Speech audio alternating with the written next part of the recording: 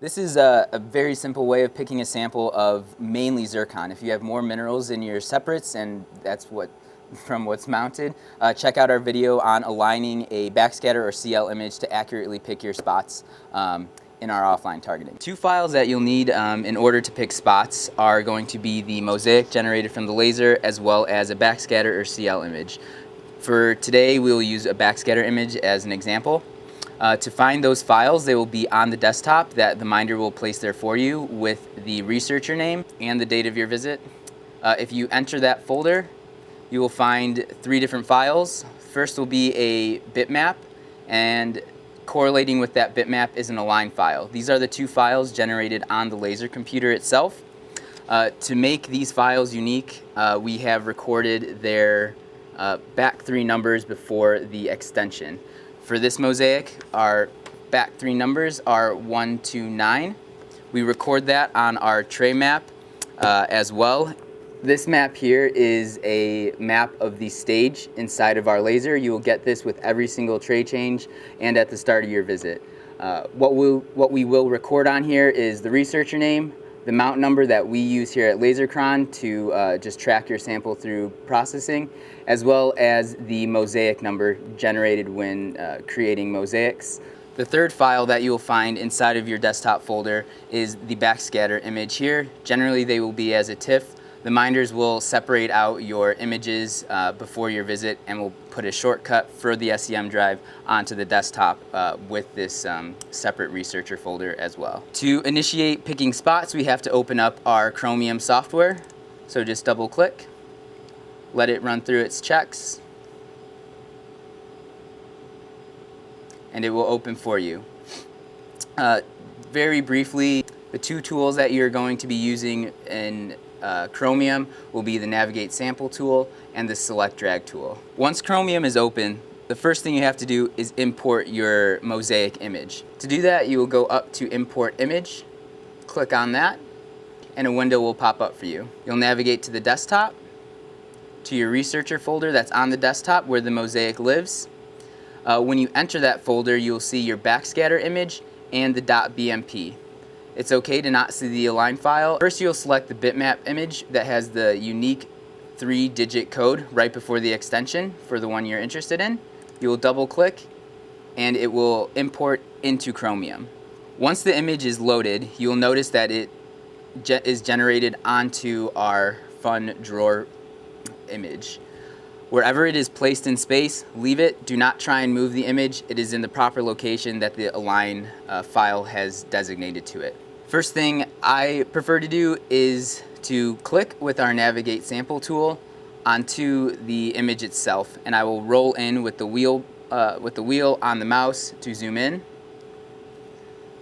To zoom out, just roll back on the wheel as well. When looking at the mosaic, the layout for all the grains will be the same as on your printout, with R33 up top, FC under R33, a large pour of zircon grains, and SLM at the bottom.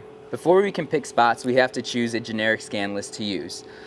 To find generic scan lists on all of the offline targeting computers, there will be a folder very close to the Chromium application as well as your researcher folder.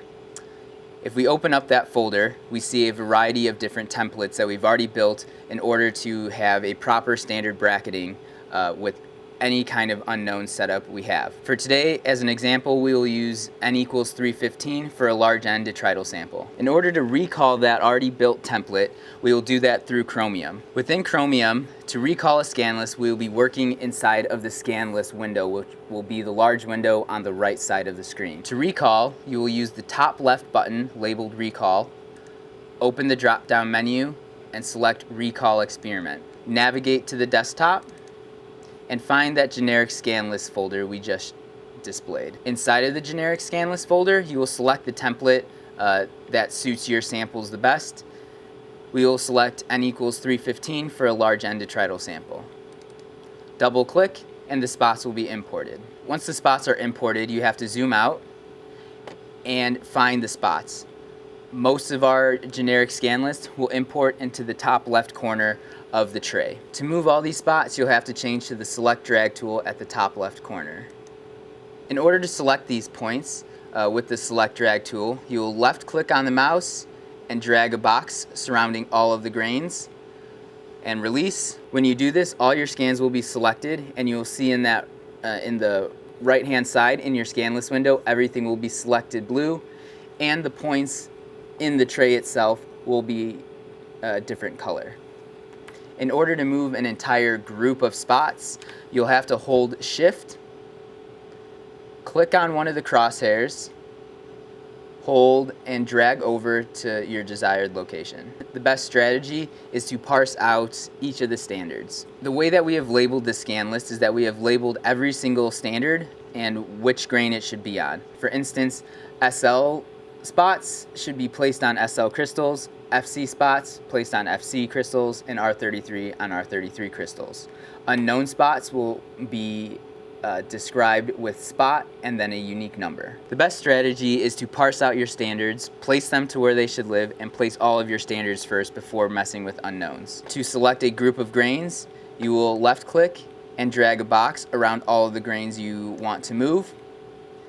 You will hold shift, grab a crosshair, and drag the spots to their proper location. For SLs, they will be at the bottom of the screen. Do the same for all the standards. First, I'm going to move all of these unknowns out of the way so I do not mix them up with any of the standard spots. Place all the rest of your standards into your desired location. So FCs on FCs, and then R33s onto R33s. At this point, we are ready to place our standard shots. To do that, zoom in very close, and we will start with the R33 grains themselves. Once you zoom in, you will see a circle appears around the crosshair.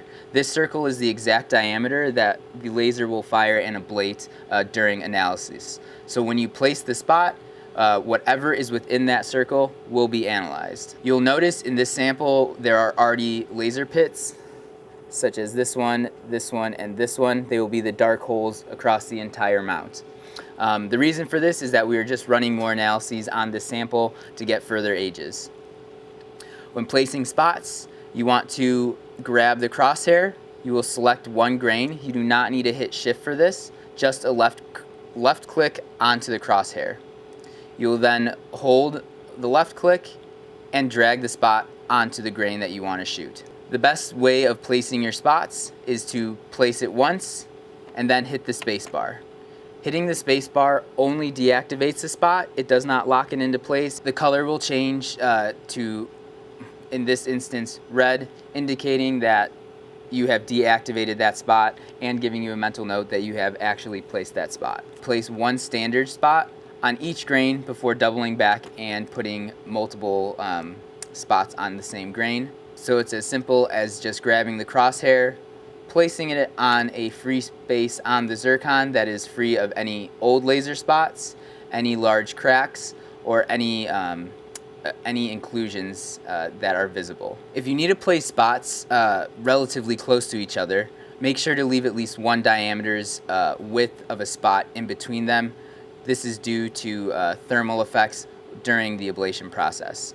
So if you look at these two spots here, this is an adequate amount of space, way more than enough in between spots. The closest I would ever suggest putting a spot is this distance here, which is just about 3/4 or 1 diameter's width. Once you have completed placing all of the R33 standards, now it would be good to move on to the FC standards, which is just below it.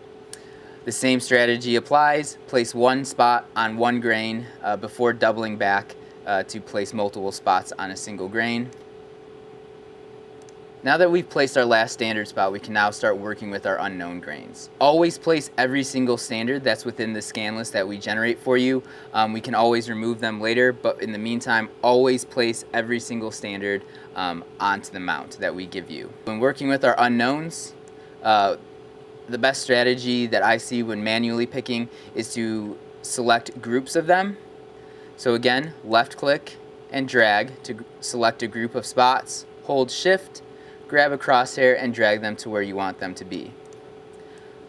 All you're going to do is parse out the unknown grains across the entire pore of your detrital sample in order to give them a general location at the beginning, so we are not biasing our selections by finding a grain and then finding a spot and dragging it over there.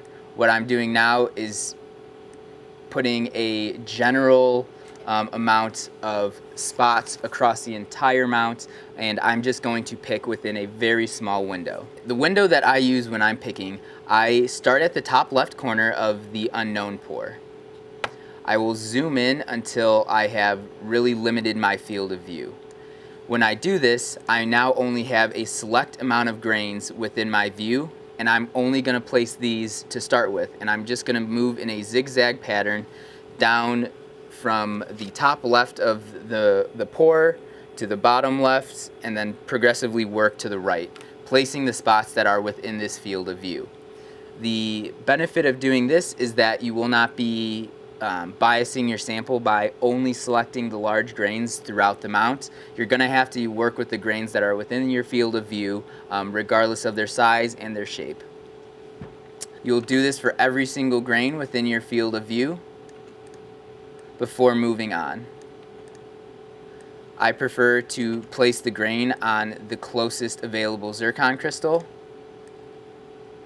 instead of hunting down a large grain to place it on, or a specific crystal. I'll just pick the closest grain that is large enough to accept the spot.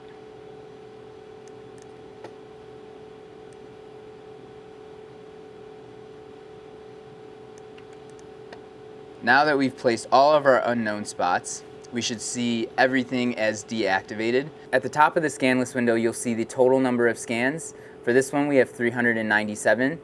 We then have 0 enabled, which is true because we have been deactivating every single spot as we've been placing them, which we have unticked from this box under this green checkmark column. And if you look at all of them, they should all be unticked. To save, we're going to save within the scan list window. We're going to hit Save. In the drop-down menu, we'll hit Save Experiment. Navigate to the desktop, find your researcher folder, and then we will name the file. But before naming the file, we have to change our Save As type to a Chromium 2 scan file that ends in .scan.csv. We will be naming the file with your researcher name, the mount number, and the sample name. This is how we want you to label everything: researcher name, the mount number that we designate to each sample, and then the unique sample name as well. And then all you have to do is press Save, and you're done. The last thing we have to do is to transfer that scan list into the laser share so the live laser computer can access that file. To do that, minimize the Chromium screen, enter into your researcher folder on the desktop.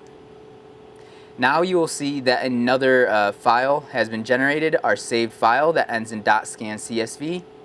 Always copy and paste into the LaserShare drive. So we will select our scan.csv, we will copy it, close out of our researcher folder, and then enter the LaserShare. LaserShare on our offline targeting computers is this little drive down here. Double click to open, and then you will paste that scan list into your designated folder with your researcher name and the date of your visit on it. Remember to always copy and paste into and out of LaserShare. Never drag and drop.